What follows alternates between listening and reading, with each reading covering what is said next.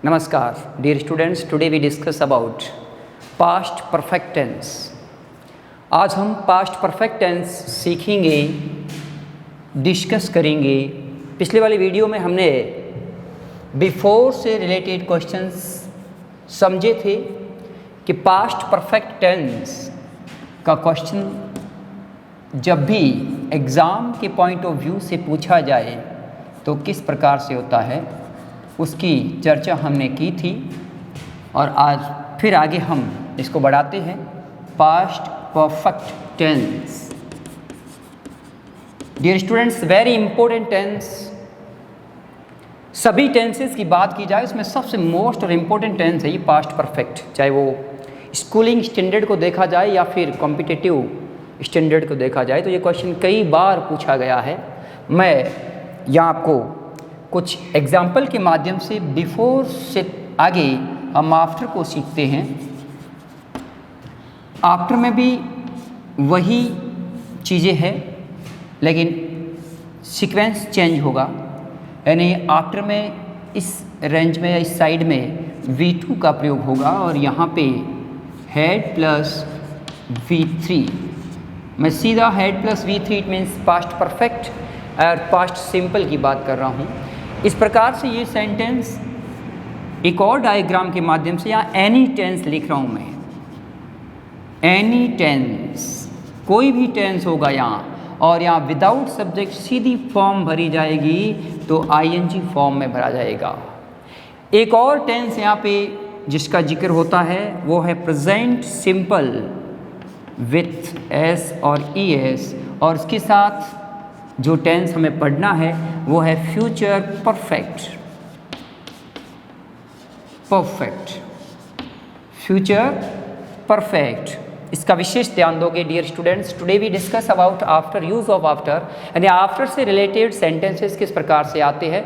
ये पूरे का पूरा ग्रामर, इंग्लिश ग्रामर में बात की जाए तो आफ्टर से कनेक्टेड इस टाइप से सेंटेंसेस जब भी आपको पूछा जाएगा तो फर्स्ट एंड फर्स्ट जो पहला जो है वो है past simple and past perfect. First attempt यानी पहला इसका यूज़ ये है। दूसरा यूज़ है यदि कभी पूछा जाए तो फ्यूचर परफेक्ट में इसको पूछा जाता है, वो यहाँ पे फ्यूचर परफेक्ट में आपको विल या शैल हैव प्लस V3 का प्रयोग। और थर्ड टाइप का सेंटेंस आपको यदि देखने को मिलता है तो ये मिलेगा any tense.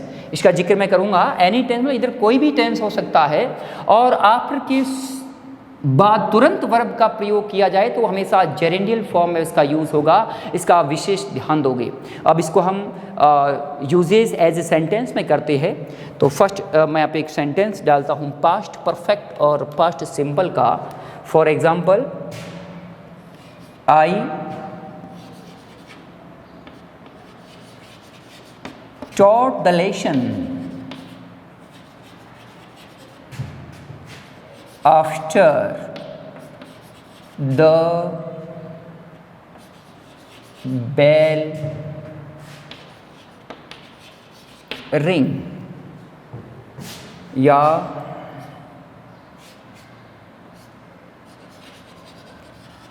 Kamal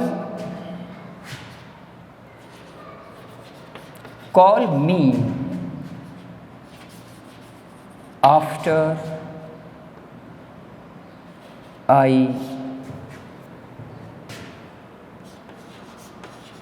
open the door। पहले हम इस पास्ट परफेक्ट से रिलेटेड सेंटेंसेस को यहाँ पे क्लियर करते हैं। एक और सेंटेंस मैं देता हूँ। यहाँ पे मैंने लिखा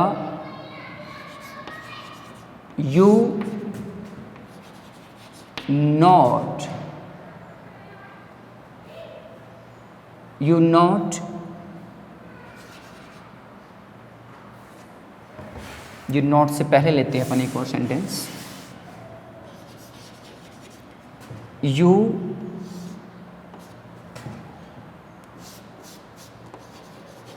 come after we have dinner.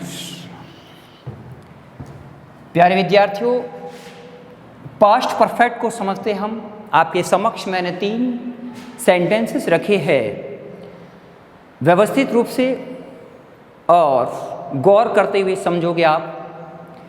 पहले सेंटेंस को भली भांति आप रीड करिए। आई टॉट, टीच की सेकेंड फॉर्म यानी कि V2 का प्रयोग यहाँ पे हुआ है।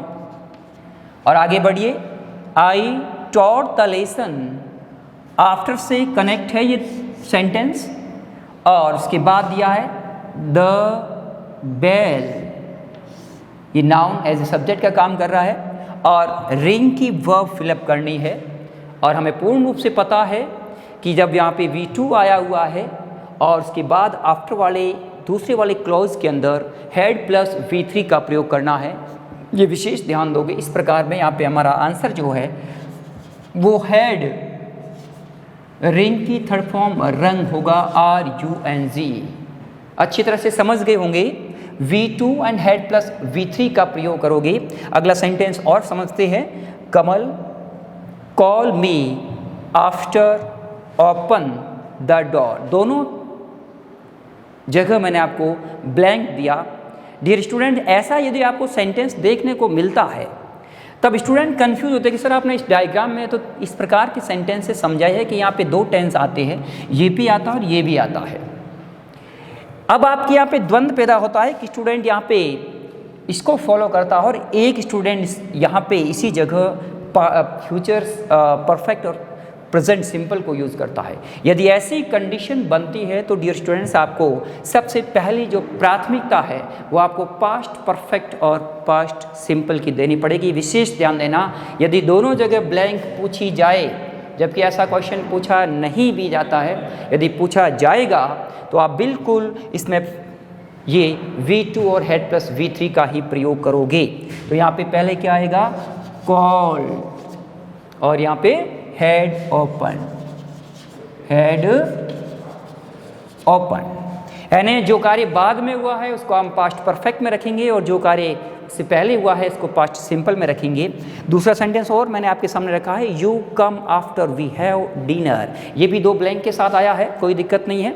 यहाँ पे हम सेकेंड फॉर्म का प्रयोग करेंगे कैम, और यहाँ पे हम ध्यान देना, यहाँ आपको विचित्र चीज़ दिखाई देगी। कई स्टूडेंट्स कंफ्यूज होंगे कि यहाँ पे हेड हेड दोनों कैसे आएंगे। बिल्कुल आ सकते हैं। यहाँ पे had as a helping verb और हैव की थर्ड फॉर्म हेड, यहाँ पे हेड हेड के रूप में यहाँ पे वर्ब भरी जाएगी। निश्चित तौर पे इस प्रकार के सेंटेंस देख के आप इसको कभी भी कतई गलत नहीं समझोगे।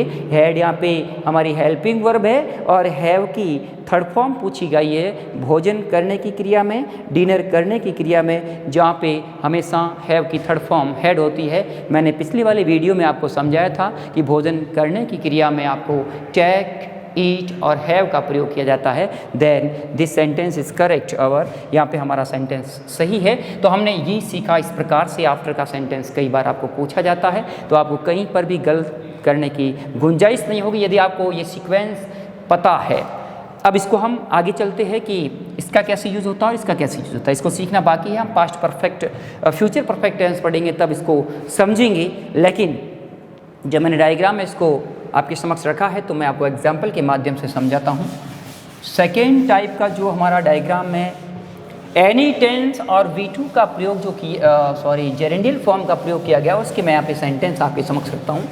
ध्यान से समझोगे तो आपका बहुत ही अच्छे तरीके से समझ जाओगे। केवल सेकेंडरी लेवल की बात नहीं है। ये जो मैं सेंटेंसेस आपके समक्ष रख रहा हूँ ये इंग्लिश ग्रामर के तमाम स्टैंडर्ड पे इस प्रकार के क्वेश्चंस पूछे जाते हैं। जैसे मैंने लिखा, after Rajesh slept we finish our work.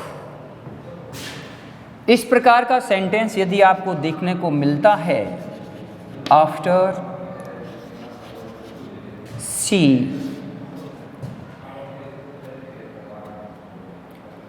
C return my notes, I went to school. इस प्रकार का सेंटेंस, अब मैंने इसकी बात की थी तो मैं इसको यहाँ पे समझाता हूँ। इसको मैं व्यवस्थित रूप से यहाँ से इस क्लॉज को, यहाँ पे इस सीक्वेंस को मिटाते हुए मैं समझाता हूँ कि इस टाइप का सेंटेंस कहाँ मिलेगा। जैसे मैंने लिखा, ही always taught us after go to home. See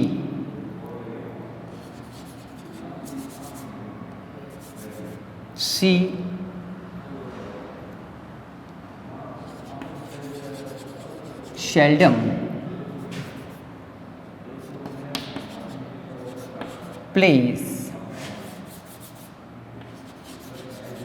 after take milk। देखते हैं इस प्रकार के सेंटेंस आपको देखने को मिलेंगे जहां आफ्टर सेंटेंस के प्रारंभ में दिया हुआ होगा। यदि सेंटेंस के प्रारंभ में दिया गया है तो भी आपको किसी भी प्रकार की चिंता करने की ज़रूरत नहीं है, क्योंकि यहाँ पे आपको क्लू दे रखा है V2। जब यहाँ पे V2 दे रखा है तो आप यहाँ पे हैड प्लस V3 का प्रयोग करोगे। हैड फिनिश्ड, ये हमारा आंसर रहेगा। इस प्रकार के क्वेश्चंस भी पूछे गए हैं, इस प्रकार के क्वेश्चन आपको देखने को मिलेगा। अगला फिर आफ्टर मैंने बिगिन में रखा है, सेंटेंस के प्रारंभ में रखा है। कहीं आपको घबराने की ज़रूरत नहीं, पूरे सेंटेंस को ढंग से रीड करिए। कहीं ना कहीं इसका क्लू दिया गया होगा, कहीं ना कहीं इसने आपको पहचान दे रखी है कि आपको कौन सा टेंस अप्लाई करना है। तो आप पढ़िए यहाँ पे, after she return my notes I went, यहाँ वेंट दे दिया है गो की second form. We now variable जब यहाँ सेकेंड फॉर्म दे रखी है तो आपका आंसर यहाँ पे हैड प्लस V3 का होगा।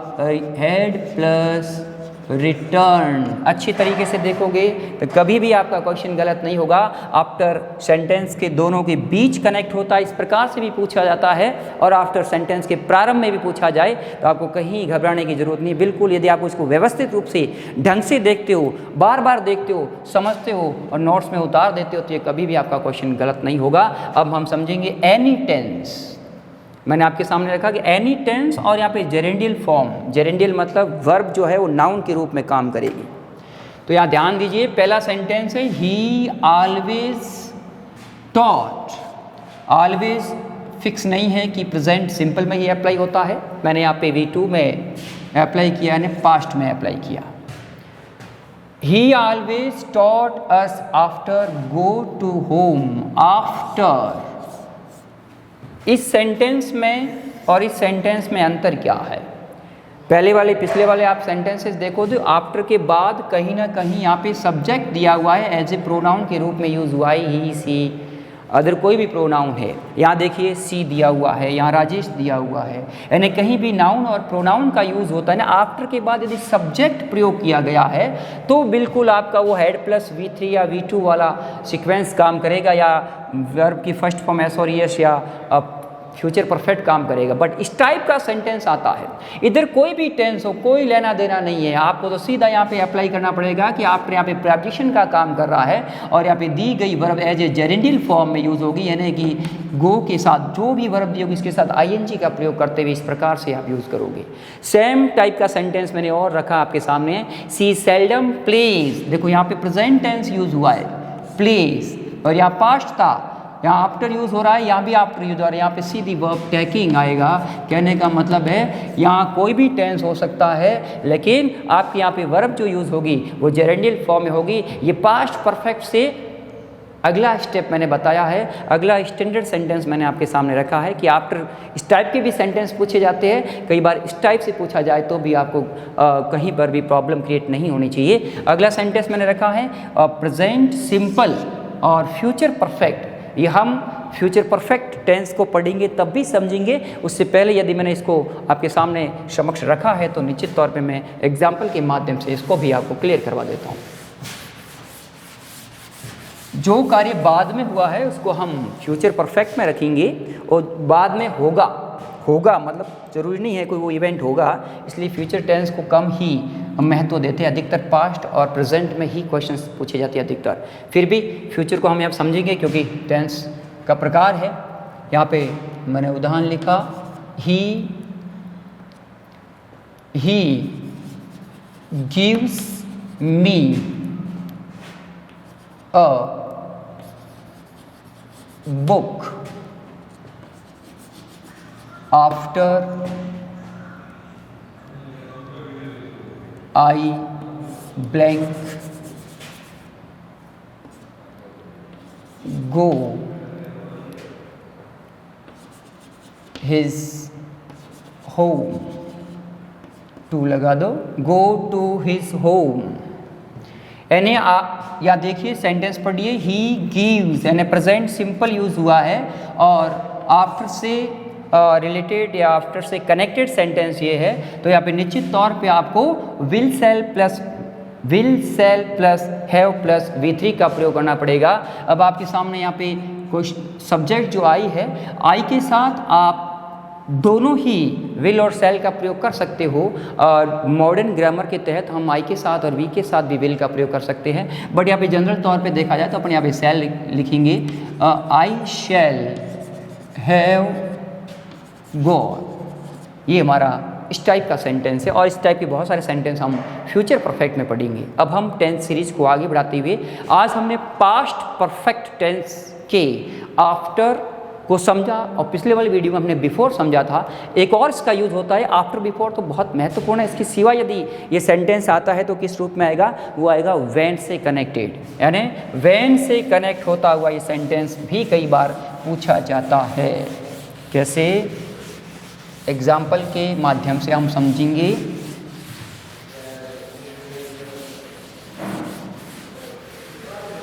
जब मैं राजू के घर पहुंचा, जब मैं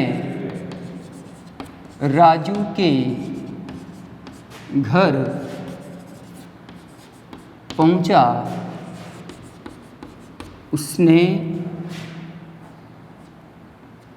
उसने सारे प्रश्न हल कर दिए थे। इस टाइप का हिंदी में पूछा जाए, जब मैं राजू के घर पहुंचा उसने सारे प्रश्न हल कर दिए थे, ये थे। इसका यूज़ पास्ट परफेक्ट में बिल्कुल हिंदी वाक्य में दिया हुआ है, लेकिन जब यानी कि व्हेन का प्रयोग करेंगे बिल्कुल एज ए कंजक्शन का काम करेगा। तो यहाँ पे एज ए सेंटेंस में दिया हुआ होता है तो कई बार इधर हेड प्लस V3 का प्रयोग करते हुए भी वाक्य बनता है और इधर V2 का होता है और यहाँ पर भी हेड प्लस V3 और यहाँ पे V2, इस प्रकार का सेंटेंस देखने को मिलते हैं। इस डायग्राम के माध्यम से आप समझने की कोशिश करिए कि V2 और हेड प्लस V3 और जैसा सेंटेंस बना होता है इसको अपन इस प्रकार से हिंदी ट्रांसलेशन करते हैं। तो आप लिखोगे व्हेन प्रारंभ भी दिया होगा या बीच में रखना चाहो एज यू लाइक, मैं यहाँ पे बीच में लिखता हूँ। आई रीच्ड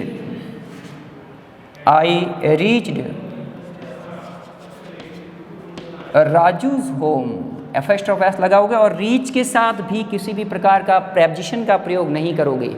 रीच एट का प्रयोग कई बार आपको देखने को मिलता है, दैट्स ग्रामेटिक एरर है। रीच के साथ यहाँ पे प्रेपोजिशन का प्रयोग नहीं होता है। I reach Raju's home, Raju का घर, राजूज होम।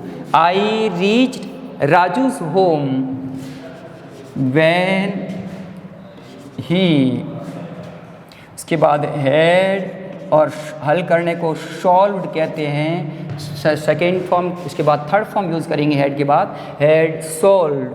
सारों को अपन ऑल करते हैं ऑल क्वेश्चंस। इस प्रकार का सेंटेंस क्रिएट होगा। I reached Raju's home when he had solve all questions. ये हमने ट्रांसलेट किया इस प्रकार से। अब आपके सामने क्वेश्चन पूछा जाएगा तो व्हेन से कनेक्ट होगा, और व्हेन से कनेक्ट होगा यदि यहाँ पे सेकेंड फॉर्म आपको दी हुई मिलती है तो आपको वहाँ पे had plus V3 according to sentence. ये कई बार व्हेन जो है पास्ट कंटिन्यूस और पास्ट सिंपल को भी रेफर्स करता है। व्हेन में फ्यूचर भी यूज़ होता है, व्हेन में पास्ट भी यूज़ होता है, तो इसका अलग अलग कंडीशंस है। पिछले वाले वीडियो में हमने व्हेन को पास्ट कंटिन्यूस में पढ़ा था, जहाँ दोनों तरफ पास्ट कंटिन्यूस और एक तरफ पास्ट सिंपल और पास्ट कंटिन्यूस का भी प्रयोग होता है। जैसे मैंने ये सेंटेंस लिखा कि I was going to school when Kapil play in the ground। इस प्रकार का सेंटेंस यदि देखने को मिले तो यहाँ भी वैन है। वैन की कंडीशन अलग अलग वे में होती है, इसलिए पास्ट परफेक्ट में अधिकतर आफ्टर और बिफोर से रिलेटेड पूछता है। और फिर यदि आपको इस टाइप का सेंटेंस मिले तो हेड प्लस V3 आपको दिया हुआ मिलेगा, और हेड प्लस V3 जब यहाँ पे दिया हुआ मिलता है तो बिल्कुल V2 वहाँ पे आएगा। अगला सेंटेंस अपने देखते हैं जहाँ पे यहाँ वाज प्लस गोइंग यानी पास्ट कंटिन्यूस यूज हुए और वैन से कनेक्टेड है, और यहाँ पे आपको according to event according to आपको जो क्रिया है किस प्रकार से हो रही है। खेलना जारी था कि जब मैं स्कूल जा रहा था तब कपिल ग्राउंड में खेल रहा था। Then we use was playing, यानी क्रिया जो है वो कंटिन्यूस हो रही है, लगातार हो रही है। इस प्रकार के सेंटेंसेस आपको देखने को मिलते हैं कई बार, तो आप इसको भी विशेष तरीके से समझते हुए क्लियर करोगे तो आपका क्वेश्चन आराम से सॉल्व हो जाएगा। पास्ट परफेक्ट टेंस की डियर स्टूडेंट्स इस प्रकार के क्वेश्चंस बोर्ड एग्जाम में हो या लोकल एग्जाम में हो कई बार से पूछे जाते हैं, जो आपने अभी सीखे। आगे हम पास्ट परफेक्ट कंटिन्यूस को सीखेंगे। अगला जो टेंस है पास्ट परफेक्ट कंटिन्यूस, टेंस के लिहाज से इसको सीखा जा रहा है। बाकी इसका यूजेस या एग्ज़ाम में क्वेश्चंस बहुत ही कम पूछे जाते हैं। हिंदी टू इंग्लिश ट्रांसलेशन में इसका उपयोग हम कर सकते हैं, फिर भी हमें सीखना ज़रूरी है क्योंकि ये टेंस का पार्ट है और अब इसको सीखेंगे। Past perfect continuous tense, past perfect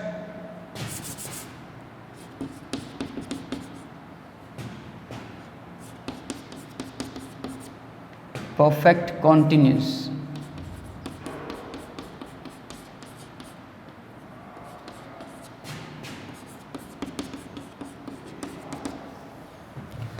past perfect continuous tense।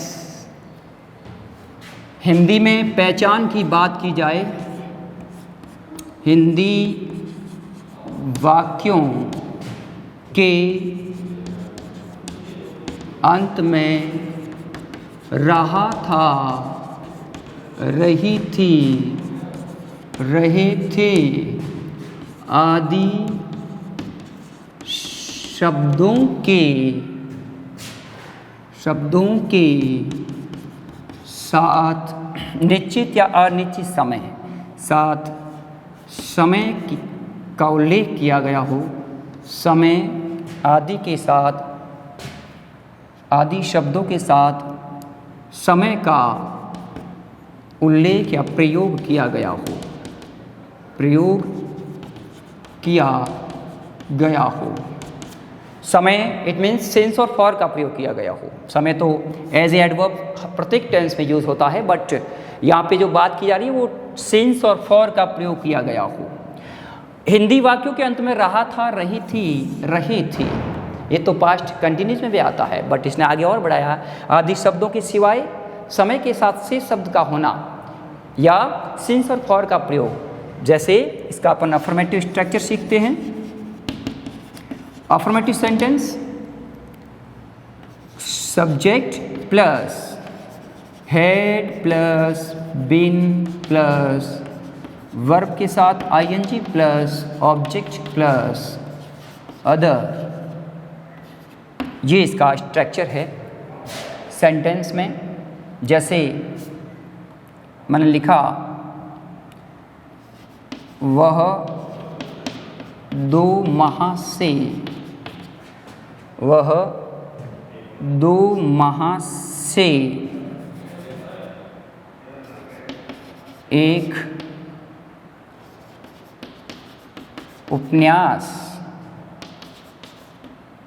पढ़ रहा था। बहुत सिंपल सेंटेंस है। वह 2 माह से एक उपन्यास पढ़ रहा था। क्रिया कुछ भी हो सकती है, काम कोई भी हो सकता है, लेकिन यहाँ पे टाइम मेंशन किया हुआ, पीछे रहा था दिया हुआ है। पास्ट परफेक्ट कंटिन्यूस, रहा है भी हमने सीखा, प्रेजेंट परफेक्ट कंटिन्यूस। अब यहाँ पे सीखते हैं कर्ता कौन है हमारा, सब्जेक्ट कौन है, ही, और had, he had been, he had been, पढ़ना यहाँ पे हम रीडिंग करेंगे, रीडिंग अ नोवेल। कब से पढ़ रहा था, 2 माह।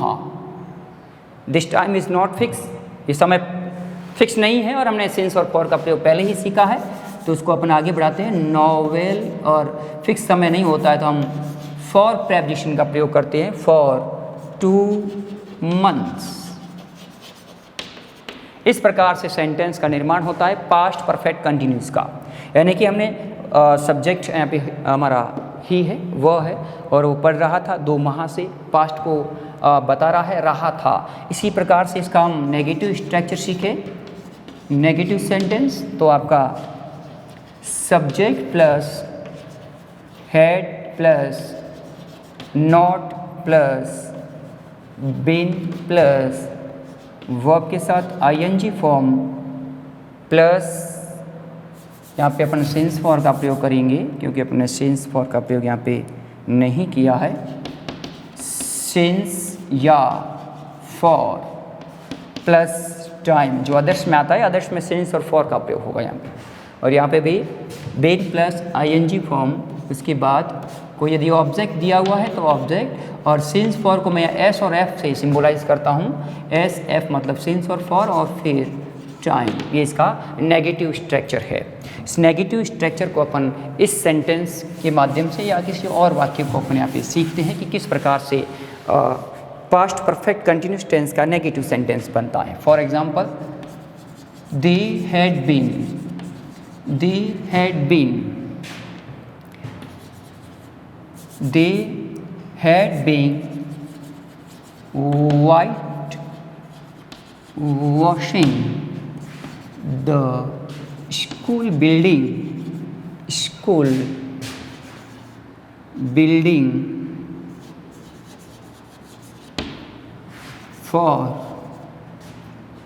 2 weeks। ये अफर्मेटिव है। हम नेगेटिव सीखते हैं, और नेगेटिव में आप बिल्कुल यहाँ पे नॉट लगा दो और आपका सेंटेंस नेगेटिव बन जाएगा। इसको अपन एक इंट्रोगेटिव सेंटेंस के बाद टेंस को ख़त्म करेंगे। एक इसका हम इंट्रोगेटिव सेंटेंस सीखते हैं, आप नेगेटिव इसका नॉट लगा दो। They had not been white washing the school building for 2 weeks. ये हमारा इस प्रकार से नेगेटिव सेंटेंस बना। एक इंट्रोगेटिव सीखते हैं, उसके बाद मैंने पहले भी कहा था कि पास्ट परफेक्ट कंटिन्यूस टेंस का यूज़ जो है बहुत ही कम पूछा जाता है, तो केवल अपन ट्रांसलेट के माध्यम से पूछेंगे, और एग्जाम में क्वेश्चन कैसे अगर हम भी करेंगे। इंट्रोगेटिव सेंटेंस को सीखते हैं हम यहाँ पे। इंट्रोगेटिव सेंटेंस बहुत सिंपल ही है कि हम हेल्पिंग ग्रुप से लेंगे तो हेड आगे लेंगे, हेड प्लस सब्जेक्ट, उसके बाद बीन, और उसके बाद वर्ब की 4th फॉर्म एंड ऑब्जेक्ट, और टाइम को मैं यहाँ पे सिंस फॉर SNF करके टाइम ये यूज़ करता हूँ, और उसके बाद क्वेश्चन मार्क होगा। उसी प्रकार से WH word plus had plus subject plus been plus verb के साथ ING, ऑब्जेक्ट, सिंस और for plus time and question mark. एक उदाहरण इसका लिखते हैं, उसके बाद हम पास्ट परफेक्ट कंटिन्यूस को यहाँ पे क्लियर करते हैं। जैसे मैंने लिखा, हैड टॉम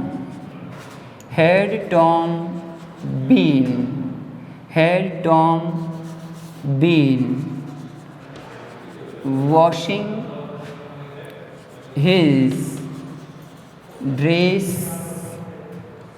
फॉर 3 आवर्स। ये पूछा सेंटेंस। हैड से स्टार्ट हुआ, had Tom been washing her dress for 3 hours. क्या टॉम 3 घंटों से अपने कपड़े धो रहा था?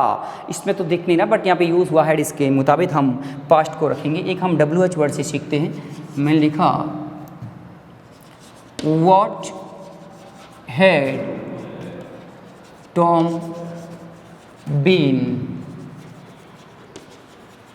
Washing for 3 hours. Dear students, इस प्रकार से पास्ट परफेक्ट कंटिन्यूस टेंस को हमने एज ए ट्रांसलेट मेथड के मुताबिक पढ़ा। हिंदी टू इंग्लिश में ट्रांसलेशन कैसे करते हैं, उसमें इसका यूजेस होता है। एग्ज़ाम के पॉइंट ऑफ व्यू से क्वेश्चन कैसे पूछा जाएगा, इसको हम अगले वाले वीडियो में सीखेंगे, जहां हम फ्यूचर सिंपल सीखेंगे, यानी कि पास्ट परफेक्ट कंटिन्यूस टेंस का प्रयोग किस प्रकार से एग्ज़ाम के पॉइंट ऑफ व्यू से पूछा जाता है, उसको हम अगली वीडियो में सीखेंगे।